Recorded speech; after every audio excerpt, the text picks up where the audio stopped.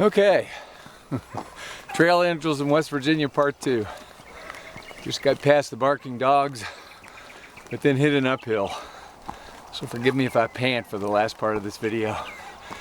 Anyway, I left off. I was sitting under a tree by the side of the road, kind of clear view of the road. Took my shoes off, grabbed a tortilla and some peanut butter, eating a little something. About 10 minutes later, a truck drove by, just like that one, and the guy stopped and asked if I was lost. And I had my back kind of turned to him, leaning against this tree, and just kind of absentmindedly said, no, just taking a break and getting ready to head on down the trail. He kind of looked at me funny and drove on, and then hit me about 10 seconds later. He has no idea that that road is a part of a trail, and that my comment made no sense to him. Didn't give it a whole lot more thought after that.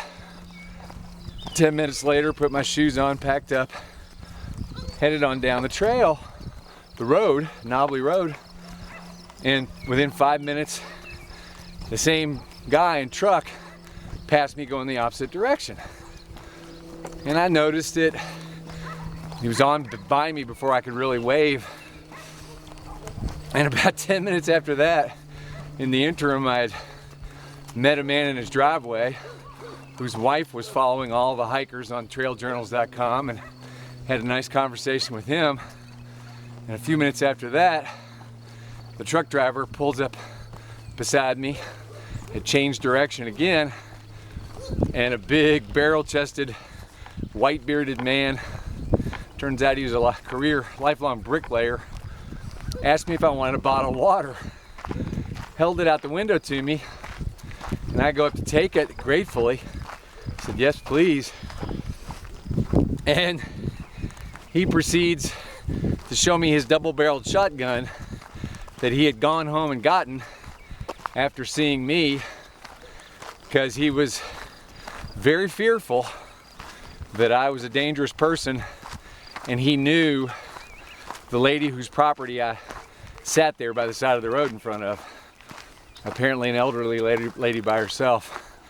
You know, and he was concerned for her. Now, believe you me, it got my attention when this man, who outweighs me by probably 75 pounds at least, and has a double-barreled shotgun in his vehicle, is expressing a lot of fear. But long story short, you know, I just thanked him profusely for the water as he explained kind of why he reacted that way. Told him the truth. I totally understood. And I ultimately wound up kind of making a friend. He apologized to me, you know, and I said, you know, look, you're looking out for your neighbor. There's nothing wrong with that. I'm a stranger. You don't realize that this road is also a trail.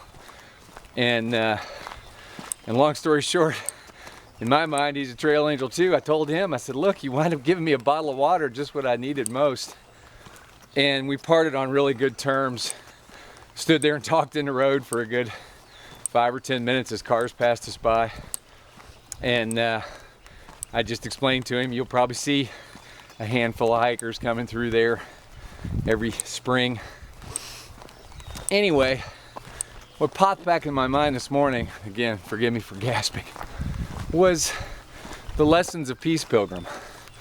And that meeting fear with fear is going to do what? Bring on more fear.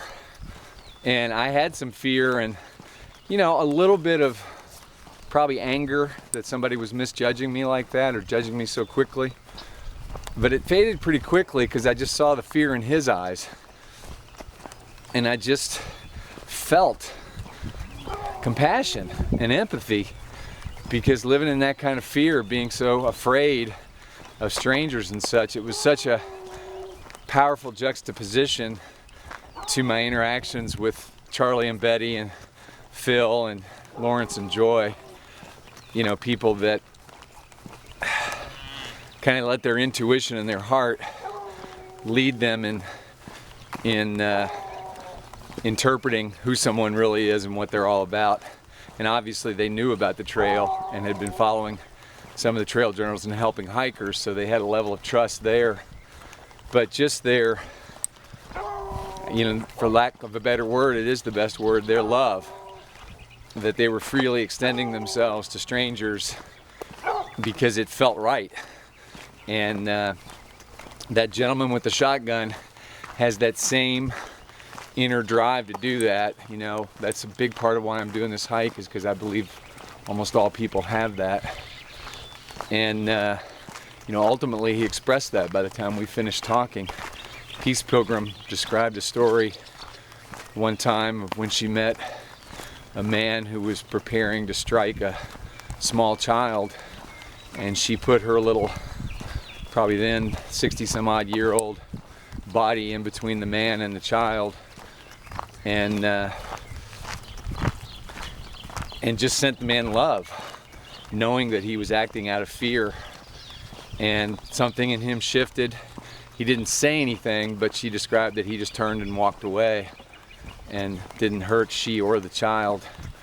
And that story kept coming back to me yesterday, that her teaching, among many who have taught the same thing through the millennia, of meeting fear with love, is the only sane response.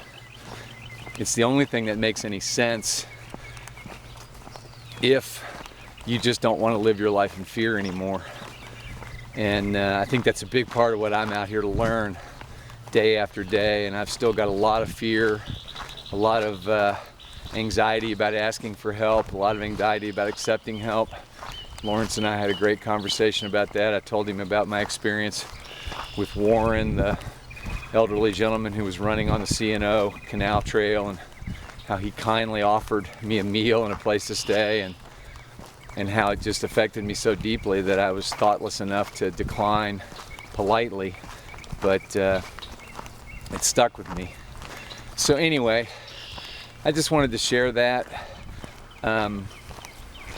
Fear is a powerful, powerful emotion, but it always constricts. It makes us smaller. It pulls us in. It's not to say that it's not appropriate to be in fear at times, because it protects us, but to live in fear, fear generated by the media, by politicians, by the news stories, all of them live off inspiring fear, because it ultimately is what feeds them. You can get a reaction out of somebody if you scare them, and if you scare them with a plan and intention, you can get the reaction you want. David Icke calls that problem, reaction, solution. And it's also known as the Hegelian dialectic, and it's a classic mechanism of controlling people by using fear to get them to demand the very thing that you want to implement, and that usually means more control. Be it at an individual level, that's the way a sociopath or a con artist operates, and at a collective level, that's the way a tyrannical organization, including obviously governments, operate. And it's the way the ego